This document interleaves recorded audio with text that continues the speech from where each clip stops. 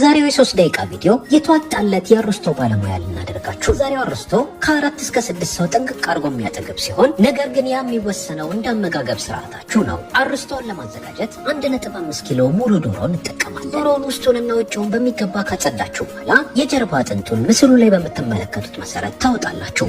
የጀርባ አጥንቱን ለማውጣት ስልቢላ እንዲሁም የምግብ መቀስ መጠቀም ትችላላችሁ። ያወጣችሁትን የጀርባ አጥንት ከምትጥሉት ይልቅ የዶሮ መረቅ ስታዘጋጁ መጠቀም ትችላላችሁ።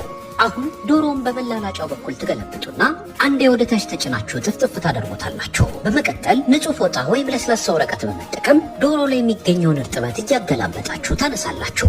አሁን የአርስቶ ቅመም እናዘጋጃለን። የአርስቶ ቅመሙን ለማዘጋጀት ፓፕሪካ፣ ቀረፋ፣ የነጭ ሽንኩርት ዱቄት፣ የሮዝመሪ ዱቄት፣ ከሙን፣ የበሶ ብላ ዱቄትና ቁንዶ በርበሬ ጎድጓዳ ሳህን ላይ ጨምራችሁ በደንብ ትቀላቅሉታላችሁ። እዚህ ጋር ከፈለጋችሁ ጨው ጨምራችሁ አንድ ላይ መቀላቀል ትችላላችሁ። አሁን የዶሮውን የውስጠኛ ክፍል ዘይት ትለውሳላችሁ። ዘይቱን ከለወሳችሁ በኋላ ቀመማችሁ ያዘጋጃችሁትን ቅመም ከላይ ትነሰንሳላችሁ። እዚህ ጋር ፈጽሞ ቅመም ማሳነስ የለባችሁ። አሁን ዶሮውን ትገለብጡትና ቆዳውን ከስጋው ትለያላችሁ። እንዳይቀደድባችሁ መጠንቀቅ ይኖርባችኋል። በመቀጠል ገበታ ቂቤ በእጃችሁ ቆዳ ውስጥ ጨምራላችሁ። ታዲያ እዚህ ጋር እጃችሁን በሚገባ መታጠባችሁን እንዳዘነጉ። ቂቤውን በእጃችሁ ካዳረሳችሁ በኋላ ያዘጋጃችሁትን ቅመም ከላይ ትጨምሩና በእጃችሁ ትለውሱታላችሁ። በመቀጠል እያገላበጣችሁ የምትፈልጉትን ያህል ጨው ትነሰንሱና 3 እስከ 6 ሰዓት ማቀዝቀዣ ቤት ውስጥ ሸፍናችሁ ታሳርፉታላችሁ። እስከዛ ምስሉ ላይ በምትመለከቱት መሰረት ድንች፣ ካሮት፣ ነጭ ሽንኩርት፣ ቃሪያና ቀይ ሽንኩርት ታዘጋጃላችሁ። ድንችና ካሮቱን በውሃ ገንፈል ታደርጉትና በማጥለያ አጥላችሁ ታወጣላችሁ። መቀጠል ጎድጓዳ ሳህን ላይ ዘይት፣ ጨውና ያዘጋጃችሁትን የአርስቶ ቅመም ጨምራችሁ ድንችና ካሮቱን ትቀመማላችሁ።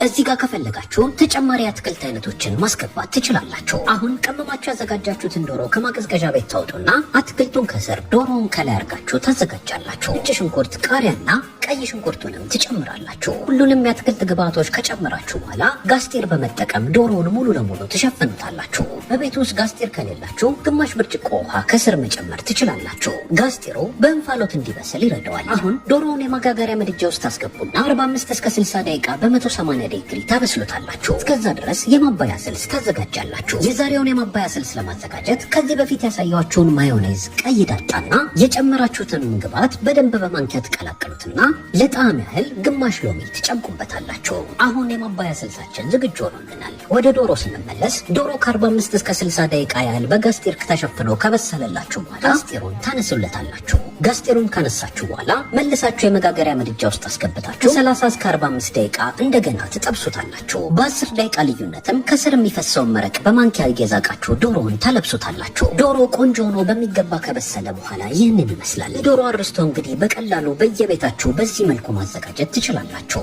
የዛሬው ቪዲዮ ተመችቷችሁ እዚህ ድረስ ከተከታተላችሁት የት አካባቢ ሆናችሁ እንደምትመለከቱን አስተያየት መጻፊያው ላይ ጻፉልን። ለእንድናሳያችሁ የምትፈልጉት ማንኛውም የምግብ እንዲሁም የመጠጥ አይነት ካለ እንደተለመደው አስተያየት መጻፊያው ላይ መጻፍ እንዳዘነጉ። እናመሰግናለን።